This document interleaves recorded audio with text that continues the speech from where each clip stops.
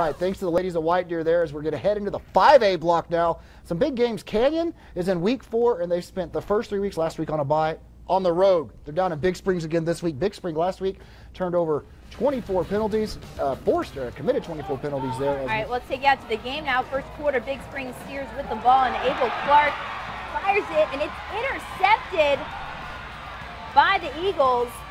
Nice ground room there. We don't know who it was, but nice play there by the Eagles. Then later in the quarter, Canyon punting and Big Spring receiving, and Stephania Nilsson bobbles it.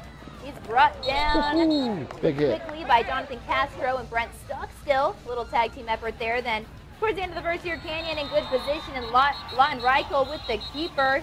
He takes it to the house. Canyon would go up by 7. And they get the big victory, 35-7.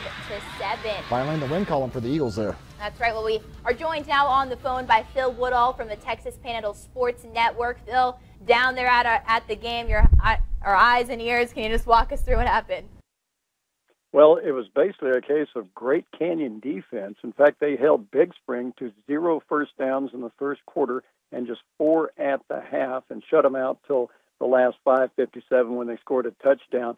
So it was big defense. They had 3 interceptions tonight and a fumble recovery. In fact, one of the interceptions was a pick 6 by, believe it or not, a defensive lineman's dream, Isaac Huseman, from 31 yards out, rumbles and stumbles all the way for the touchdown, and that's a defensive lineman's dream. Also, Rowdy Vaughn had a great ball game, 17 carries, 115 yards, caught a touchdown pass, ran for 1. And Lawton Reichel, the quarterback, passed for 2 touchdowns and ran 1 in from 11 yards. It's probably the best game that Canyon's played all season long, and they get the first win. And the best thing about it, it gives them good momentum going into next week. Alas, they're on the road once again over in Hereford to open up District 3 5A play. So they looked really good tonight, especially on defense.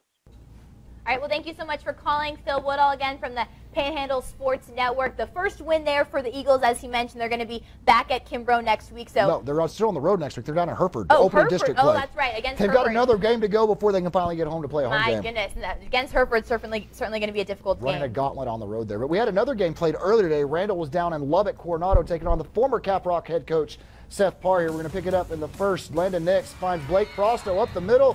He won't be stopped. That's a 30-yard score, makes it 7-0. But then after a punt by Coronado, Nix going to try to keep it himself. He loses the rock. The Mustangs come up with it, setting them in business within the 1st and 5. Coronado going to make them pay on the next play. Quai Gray going to muscle his way in for the score, makes it 7-all. Coronado hangs on to win this one. They're still undefeated, 27-7. That's right. Coronado ranked 18th this week in the top 20 AP poll. So they're doing big things there. The Mustangs, as we mentioned, Hereford, also Caprock on a bye this week. But coming up next, we got our game of the week. Amarillo High taking on the Tascosa Rebels. We'll get you covered with the post-game interview. Don't go anywhere. You're watching the wrap-up.